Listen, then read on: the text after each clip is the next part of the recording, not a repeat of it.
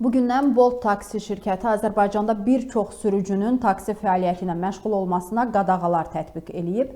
Bildirilir ki, bu barədə İqtisadiyyat AZA bir qrup sürücü məlumat verib. Onların sözlərinə görə Bolt buna səbəb kimi həmin sürücülərin təlim sertifikatında uyğunsuzluqların aşkarlandığını göstərir. Bu səbəbdən sürücülərdən təlim sertifikatını yenidən təqdim eləməyi tələb eləyir. Beləliklə, Bolt taksi şirkəti sertifikatsız sürücülərin hamısını bloklayıb və onlar hazırda taksi fəaliyyəti göstərmək üçün tətbiqə daxil ola bilmirlər. Qeyd eləyək ki, taksi minik avtomobilləri sürücüləri etik davranış və avtomobil nəqliyyatı ilə sərnişin daşımaları tənzimləyən normativ hüquqi aktlara dair xüsusi hazırlıq keçməlidirlər. Təlimləri müvəffəqiyyətlə bitirənlər şəhadətnamə əldə edirlər.